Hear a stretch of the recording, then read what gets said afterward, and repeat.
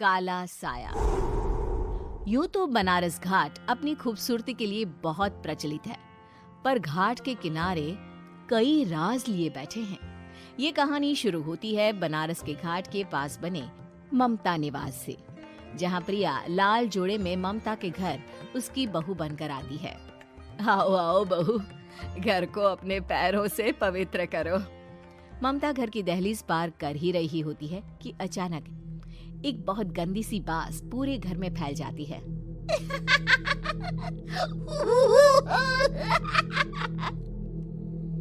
ये बदबू और ये आवाजें, ये कौन हंस रहा है माँ?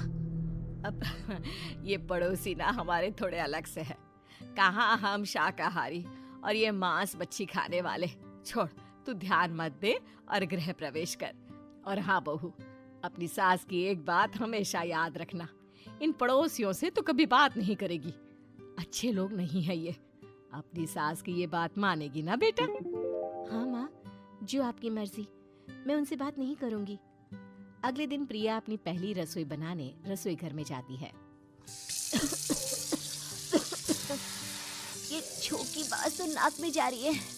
एक काम करती हूँ, खिड़की खोल देती हूँ। प्रिया खिड़की खोलने जाती है। इतने जाले, लगता है इस खिड़की को कभी खोला ही नहीं गया। पर ऐसा क्यों?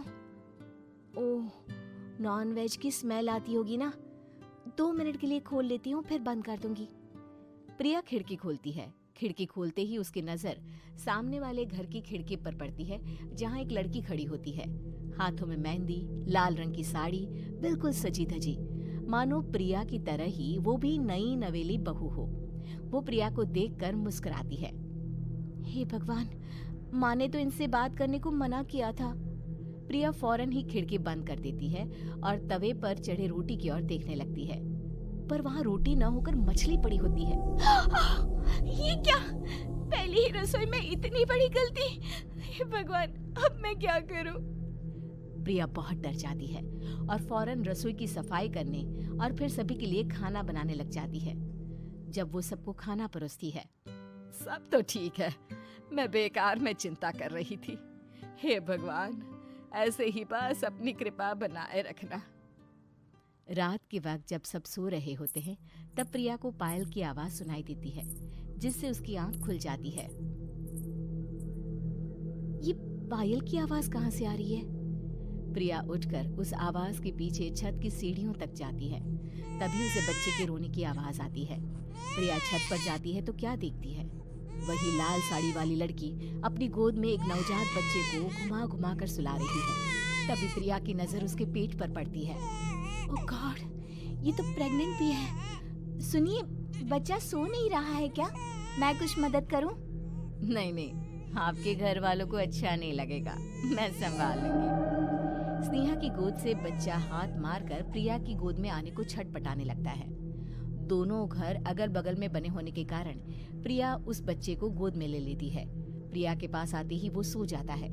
बच्चे का वो स्पर्श रात भर प्रिया भूल नहीं पाती और अगली सुबह वो छत पर कपड़े सुखा रही होती है। तभी उसे एक औरत इशारा करके बुलाती है। स्नेहा कह रही थी बाबू तुम्हारी गोद में आते ही सो गया। मैं गौरी, स्नेहा की माँ हूँ। बहू, घर आना, बाबू को खिला भी लेना। शाम को जब घर पर कोई नहीं रहता, बच्चे से मिलने के लिए प्रिया छिपकर अपनी पड़ोसन के घर चली जाती है और कुछ देर बच्चे को खिलाकर वापस लौट आती है। इसके कुछ दिन बाद ही प्रिया को पता चलता है कि वो माँ बनने वाली है। ममता की खुशी का ठिकाना नहीं रहता।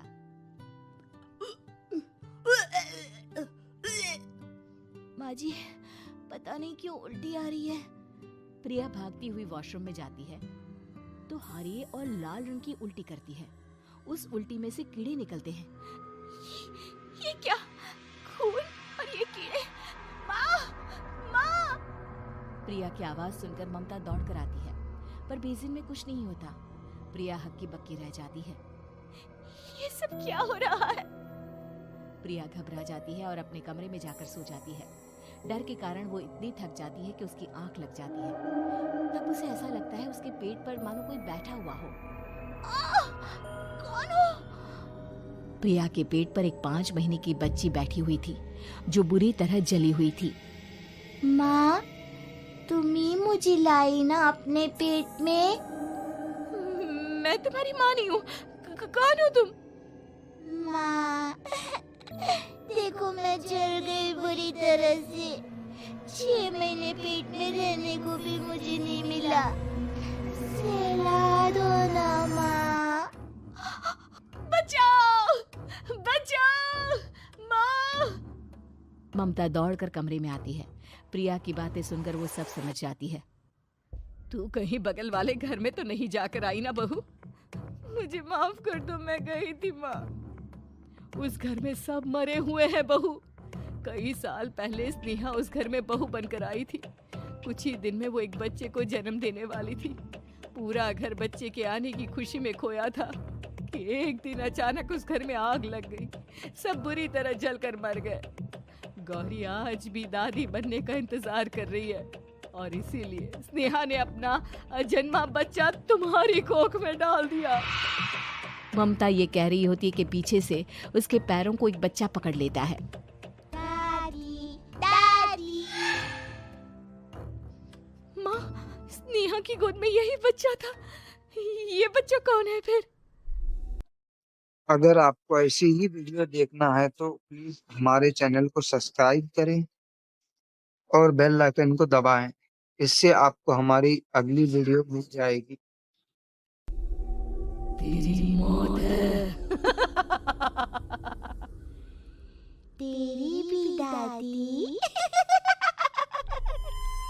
जिस चीज का ममता को डर था वही हो गया। ममता निवास के ऊपर मौत ने चादर बिछा दी थी। प्रिया का पेट ऐसे बढ़ जाता है मानो 9 महीने का हो। 2 हाथ उसके पेट से बाहर निकलते हैं। बहू, संतोष को फोन कर, किसी पंडित जी को बुला बहू। प्रिया का पति भागता हुआ घर आता है। ये तो होना ही था माँ।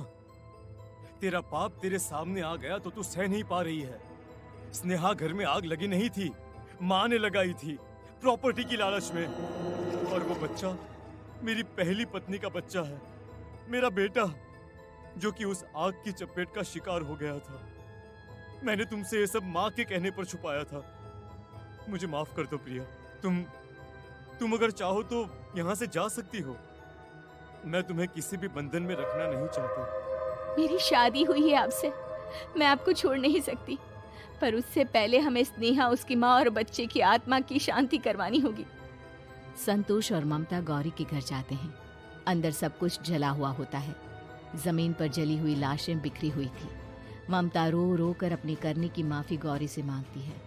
प्रिया स्नेहा के घर वालों का अंतिम संस्कार करवा देती है और ममता निवास फिर से आत्माओं के साए से मुक्त हो जाता है।